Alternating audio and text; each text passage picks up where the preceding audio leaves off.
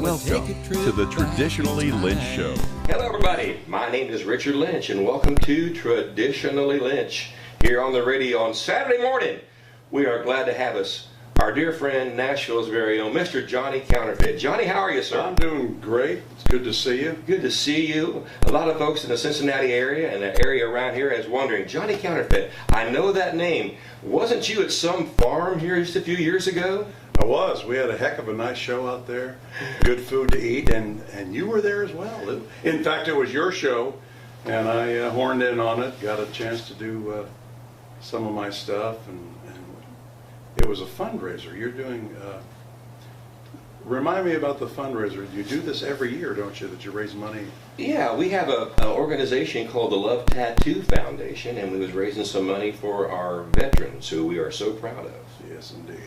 And the place we're talking about is the Keeping a Country Farm there in Waynesville, Ohio. I remember. And Mr. Johnny Counterfit was gracious enough to stop by and entertain us, and you thoroughly entertained the crowd that night, Johnny. Thank you. Yes. September 15th, or September 2015. Yeah, that was September a blast. 12th, 2015. You know, we get a lot of folks to this day that will make comments about your show, how entertaining you was, and how much fun it was to be around you that day.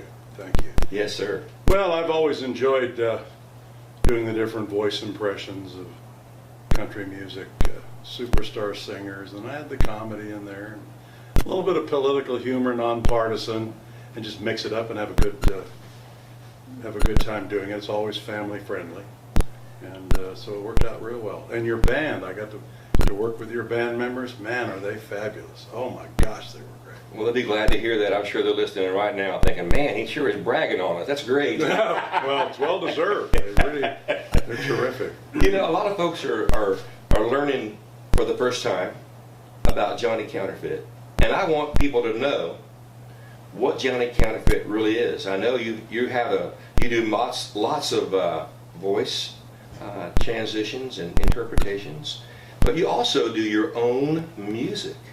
You have a brand new project that we are extremely proud that you have brought to our attention with this brand new music that you're recording of your own. Tell me a little bit about it. Well, what I've done was added an extra dimension to my show.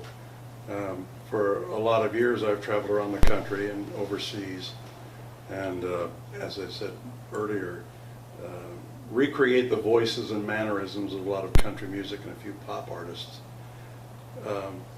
in concert. You know, I do their singing voices and add the other things with it. But I've always written song parodies, depending on what the news of the day was, and I always included that in my shows. And now, as you said, I've got a new album out, 15 songs that I wrote and recorded in my own voice, which are now on the streaming services. The Spotify and iTunes and Amazon and all of them are starting to add those as well. So all of my material gets out there. If you like the comedy, if you like the voice impressions of the singers, it's there. If you like good solid country music that I've written, it's there. In fact, there's 6 different genres of music on this one album. I've got, of course, traditional solid country music, and I've got some inspirational.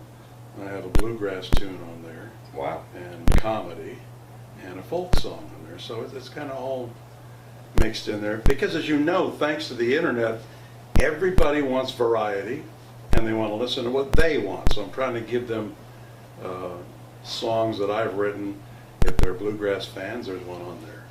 Traditional country, most of them are on there. Right. It's filled with mostly traditional country, but these other things, it gives additional elements to what I do. After all these years, professionally, I've been doing this for 37 years. Wow. And originally, back in the 80s, I almost got signed to RCA Records, but they were de-emphasizing comedy, and of course I didn't get signed up with them, so I thought, well, the heck with it, I'll start my own label. And so that's what I did, and in those days I was putting out cassettes. I don't go far back enough to do LPs or 45s, but I did cassettes, and then of course VHS tapes of live shows, and I just kept a mind toward cutting edge technology, utilizing that, and I love talking about the internet because it's made so much of our industry easier to get involved in, easier to build our careers with. When I started, I sent out a lot of VHS tapes. I'm sure you did as well, and cassettes and Absolutely. and like that. Try to get radio stations to play us. And now with your show, it's nice that we get spread across that entire area of Ohio that you're in and beyond. Absolutely. And so really, I talk with artists, young and old, that are just getting into the business or want to get perhaps a little more boost to what they're doing. I'm always telling them to utilize the internet, because there's never been a better opportunity than right now to build your fan base. We're talking with Johnny Counterfit, an incredible entertainer from Nashville, Tennessee. Johnny, I'm reading your credits on your new album, and I have to ask, the first song, A Couple of Girls Ago, what in the heck is that? Well, the hook on the song is, I got over you a couple of girls ago. Wow, I love that. If that ain't country music, I don't know what is. Man, it really is traditional solid country. You know, a lot of folks are listening and they want to be entertained. And you touched on something that means a lot to most entertainers. You know, it seems like a lot of things are not as affluent as far as availability with radio stations and whatnot over the years. But the internet has created so much opportunity for all of us independent artists. And I say that independent artists because, you know, we all need a chance to get our music heard. And you touched on the internet, how much it's done for you. I think the music industry as a whole has done immensely better because the internet has let the independent artists flourish and shine and create such an opportunity within their own music. It's been amazing. Absolutely. And so many artists were prevented by virtue of being held away from radio stations. In other words, the record labels and the music industry movers and shakers who made all the decisions, they decided what people were going to hear on the radio, because there's only so many songs you can play on the air. Of course, this is what I call the pre-internet society. And there were a lot of great songwriters and singers that never had an opportunity to be heard. And today, when I go down to Music Row and see how it really doesn't exist anymore, not in its original form, where opportunity was right there if you knocked on the door.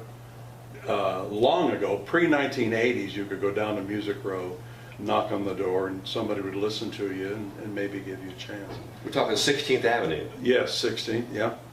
But again, the internet changed all that for the better for the consumer, because it put the decision-making back with the consumers as opposed to record label executives and industry heads that decided what the listeners are going to hear and the viewers on television were going to see. And now the thing's completely open. People can go to the internet, as your listeners know, and you certainly know, and see and hear and read anything they want at any time. So this is what I mean by the opportunity is fantastic for all artists, not just independent artists, to build their fan base beyond what it already is, or start a fan base. Just give them what they want, which is what, you know, the arts is all about to begin with. It just got choked off for a while because, as I said, a handful of people made all the decisions. Well, that business model's dead now, and you know, there's still the major labels, and they still have the lion's share of money to push an artist, to help them along, get them publicity, yes, but the pie has gotten cut up so that some of us can have a piece of the pie.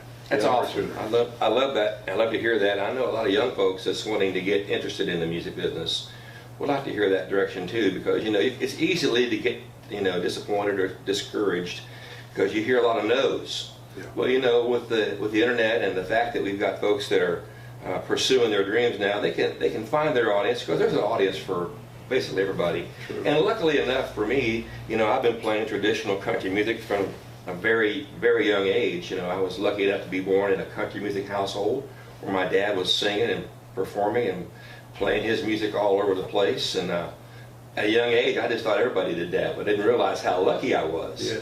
So, no, you know, there's a lot of folks these days that they think, you know, country music is not really the country music of what we're used to of the days gone by. But in a way, and I'm speaking for myself, in a way it's created an opportunity for me, for those folks that want to hear that traditional sound, because there's me and you and other artists that's still providing that traditional country flavor of music that we want to hear. So yeah, mainstream has done their thing and has gone a different direction, but you and me, and we can name a few other artists out there that's recording new country music, we can still hold our head up high and give those folks something new to listen to. Exactly, something new to buy. Yes.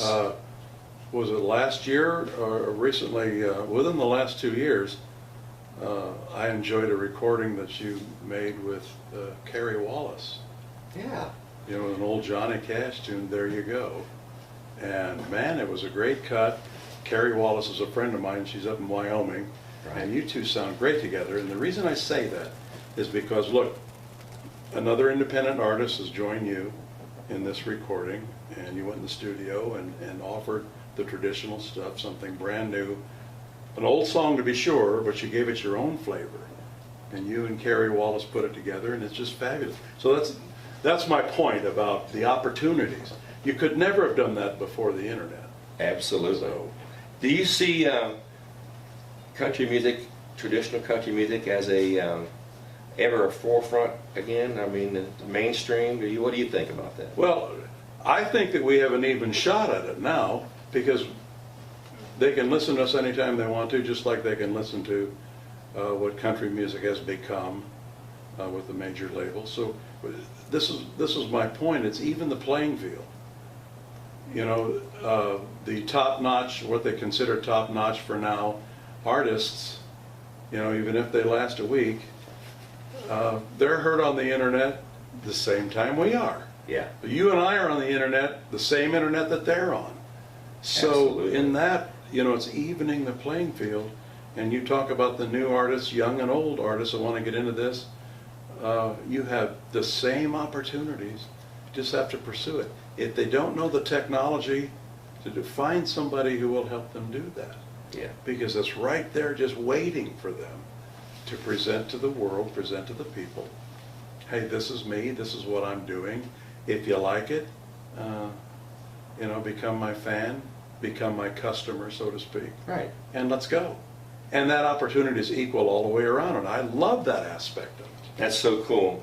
You know, there at the show at our barn there in Waynesville, you done some impersonations of some artists that absolutely blew me away. Not only just country music artists, but you did some impersonations of, if I'm remembering correctly, John Wayne and other artists out there that you know, when you do a live show, not everybody gets that. And that's what makes you so unique, in the fact that you can entertain with your music and still show appreciation and admiration for those folks that made influences on you. Yeah, that's true. This is what I've done my entire career. And again, still talking about the internet, because all of those things are still available to see and hear, like the old movies, the older stars, the older comedians. More people are becoming aware of them, and it's a brand new thing. And oh yeah, I saw that on the internet. I think I had one thing I like to do. I had Johnny Cash sing a song with Dean Martin, you know, and Dean did one of my songs years ago called I Walk the Line, you know. Oh, I keep a close watch on this heart of mine.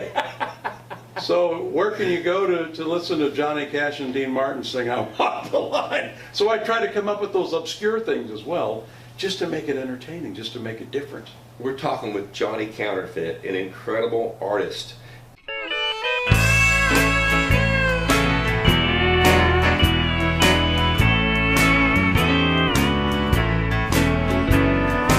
Ask me how I'm doing, and if I'm feeling well, if I stop drinking whiskey and driving myself to hell.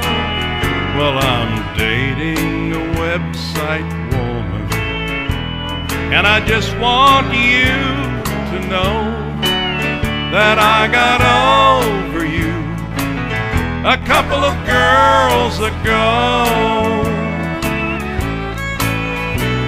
A couple of girls ago, a short case and a fifth helps get me through the nighttime, the teardrops and bad trips. I don't even think about you. I'll forget for an hour or so that I got over you a couple of girls ago.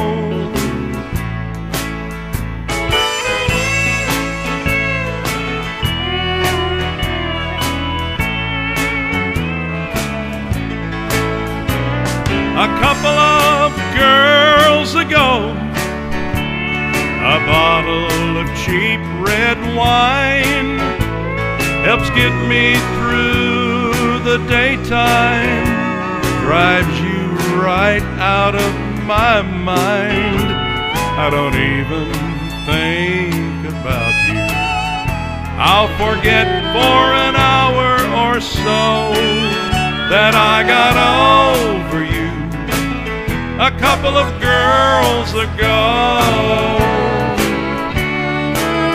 Yes, I got over you a couple of girls ago.